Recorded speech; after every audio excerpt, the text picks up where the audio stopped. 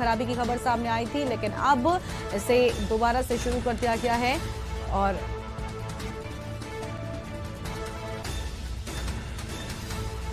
तो विधिक अभिलेख गुम हो जाने पर हो रहा पुनर्मतदान, ये अहम खबर प्रयागराज से आपको बता रहे हैं। दोषी अफसरों पर अनुशासनात्मक कार्रवाई के भी निर्देश जो हैं वो दे दिए गए हैं। तो हंडिया विधानसभा पर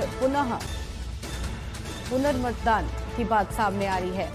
और प्राथमिक विद्यालय मानिकपुर 311 में पुनर्मतदान की बात सामने आई है। ये अहम खबर आपको बता रहे हैं। सुबह 7 बजे से शाम 6 बजे तक होगा पुनर्मतदान।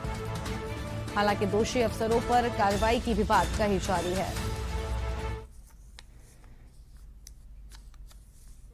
आज मेरी उपस्थिति हंडिया विधानसभा क्षेत्र के मानिकपुर में हुई है, जहां पे दोबारा जो है वोटिंग हो रही है। छठा फेज का चुनाव ये वोटिंग हो रही है। यहाँ पे कुछ दस्तावेज गायब हो गए थे, इसलिए दोबारा मतदान कराए जा रहे हैं। जब 5वीं चरण में जो यहाँ मतदान था जो है, यहाँ वोटरों की संख्या अधिक देखी जा रही थी, लेकिन इस बार जो है दोबारा मतदान कराए जाने के कारण वोटरों का इंटरेस्ट कम दिखाई दे रहा है, उनका जो उत्साह कम दिखाई दे रहा है। के न्यूज इंडिया से विनय मिश्रा। और इसी खबर पर अधिक अपडेट के लिए हमारे साथ में हमारे संवाददाता विनय मिश्रा लाइव जुड़ेंगे, उनसे बातचीत करेंगे। विनय, आज यूपी केरल में छठे चरण के तहत मतदान हो रहा है, लेकिन अगर हंडिया विधानसभा की बात की जाए तो यहाँ पर पुनर्मतदान की बात सामने आई। आपने अभी अभी कहा कि यहाँ पर जो अब उत्साह है वो कम देखने को मिल रहा है मतदाताओं में, क्योंकि एक बार फिर से यहाँ पर वोटिंग हो रही है। क्योंकि यहाँ पर ये भी बात सामने आई कि कुछ जो दोषी अधिकारी रहे हैं उन पर कार्रवाई की जाएगी। क्या लगता है ये सब कैसे हुआ? जो अभिलेख गायब हुए थे वो कैसे गायब हुए थे? जी बिल्कुल, जो है ये दूसरे छठे फेज का चुनाव है उत्तर प्रदेश का, जो है कि हंडिया विधानसभा के मानिकपुर में जो है दोबारा मतदान कराया जा रहा है। यहाँ पे सरकारी कुछ अभिलेख जो है गायब हो गए थे, दस्तावेज गायब हो गए थे, जिसके कारण दोबारा मतदान हो रहा है।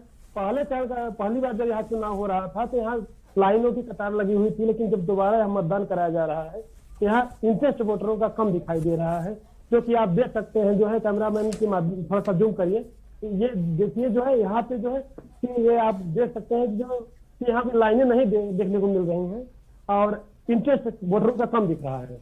बिल्कुल, कहीं ना कहीं अब यहाँ पर इन सभी गलतियों की वजह से जो सबसे ज्यादा नुकसान है वो मतदाताओं का हुआ है, क्योंकि एक बार फिर से यहाँ पर मतदाताओं को वोट डालने के लिए पहुंचना पड़ रहा है।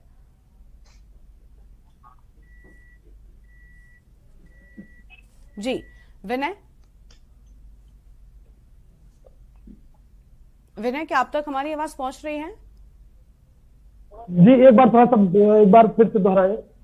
बिल्कुल विनय, क्योंकि लगातार हम देख रहे हैं कि भले ही गलती किसी की भी रही हो, लेकिन यहाँ पर सबसे ज्यादा नुकसान जो सामने आ रहा है वो है वोटर्स का, क्योंकि आज एक बार फिर से उनको वोट डालने के लिए पहुंचना पड़ रहा है। क्या आज यहाँ पर प्रॉपर व्यवस्थाएं नजर आ रही हैं?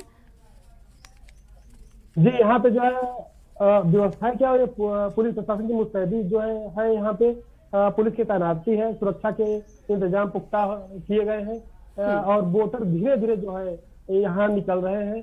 और जो कि अभी सुबह सुबह जो है सुनने में आ रहा है कि वोटरों की लाइन लगी हुई थी, लेकिन अब ये 12 साढ़े 12 का वक्त हो चला है, अब वोटर अब धीरे धीरे जो है आना शुरू किए हैं। जी बिल्कुल, क्या सुरक्षा व्यवस्था के खास इंतजाम आज यहाँ पर नजर आ रहे हैं? जी सुरक्षा के लिए जो है उत्तर प्रदेश पुलिस जो है यहाँ पे तटस्थ है, तैनात है। और यहाँ पे जो है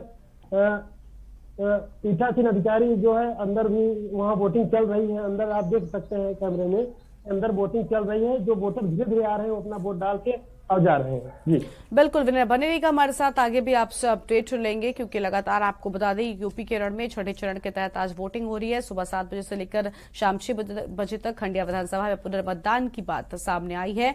यूपी केरल में छठे चरण के तहत आज मतदान हो रहा है, ये अहम खबर आपको हम बता रहे हैं। और हमारे साथ में बातचीत के लिए लगातार हमारे वरिष्ठ पत्रकार विजय जी बने हुए हैं। आज यूपी केरल को लेकर हम बातचीत कर रहे हैं। विजय जी, कई जगहों पर आज वोटिंग हो रही है। अभी अभी हमने अपने दर्शकों को खबर दिखाई जहां पर हमने देखा कि कुछ अभिलेख यहां से गायब हो गए थे, जिसके चलते दोबारा मतदान किया। ऐसे में सबसे ज्यादा जो असमंजस की स्थिति होती है, जो परेशानी का सामना करना पड़ता है, वो वोटर्स के लिए होता है। क्योंकि देखिए अभी अभी हमारे संवाददाता विनय ने कहा कि अब वोटर्स जितना पहले जब 5वें चरण में मतदान हुआ था यहाँ पर तब देखने को मिल रहे थे, आज उतने वोटर्स नहीं है। यानी अब कहीं ना कहीं वोटर्स ने भी अनदेखा कर दिया है आज के मतदान को। नुकसान इससे किसका? पार्टी का होता है ना? नहीं, बिल्कुल। देखिए, जिस बूथ पे ये चीजें आई हैं सामने, उसके लिए जिम्मेदारी तय होनी चाहिए पहली बात तो। दूसरी बात ये है कि एक मोमेंटम क्रिएट होता है, वोटिंग का एक मोमेंटम होता है, उसमें लोगों को मोबिलाइज किया जाता है, लोग जुड़ते हैं और उनको ये पता होता है कि जो है हम किसको मतदान करने जा रहे हैं या किसको करेंगे। ये सब चीजें जो है वोटर जब वोट डालने जाता है तो उसके पहले एक वोट डालने की भी उमंग होती है। मैंने बहुत सारे इस फोर्थ फेज में देखा लोगों को कि नए जो वोटर्स थे वो बड़े उत्साह के साथ में गए और उन्होंने ये भी कहा कि साहब पहली बार वोट डाले।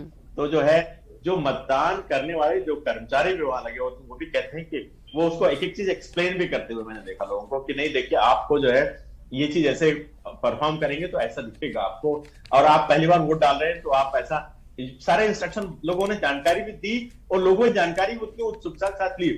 होता यह है कि जब आप एक चीज को दोबारा रिपीट करेंगे, उसी पोलिंग पे दोबारा लोगों को कहेंगे, तो हो सकता है कुछ लोग अपने एंगेजमेंट से आज छुट्टी ना हो, कोई अपने ऑफिस चला गया हो, कुछ दूसरे कामों में लग गए हो, और या लोगों का एक इंटरेस्ट लूज होता है क्योंकि वो कहते हैं एक बार तो डाल आए थे, एक बार गए थे तो फिर दोबारा हमको मतलब क्यों जाना पड़ रहा है। बिल्कुल, ये मतलब उनके लिए एक अलग से पेनफुल नहीं होना चाहिए काम। बिल्कुल, ये जो है एक प्रक्रिया है, एक लोगों का भी उत्साह होता है क्योंकि हम इलेक्शन को एक उत्सव की तरह से मनाते हैं। बिल्कुल, मुझे जो है इसमें और कुछ नजर नहीं आता इसके अंदर। बिल्कुल, यानी कहीं ना कहीं ऐसे मामलों में जवाबदेही तय होनी चाहिए कि आखिर ऐसी गलती क्यों होती है, क्योंकि एक और जहां प्रशासन इतने सारे कार्यक्रम करता है जागरूकता बढ़ाने के लिए, तो वही दूसरी और ऐसी कुछ गलतियां इस महापर्व में एक रोड़ा बनकर सामने आती है। एक छोटे से ब्रेक के लिए आप रोकते हैं, फौरन हाजिर होंगे।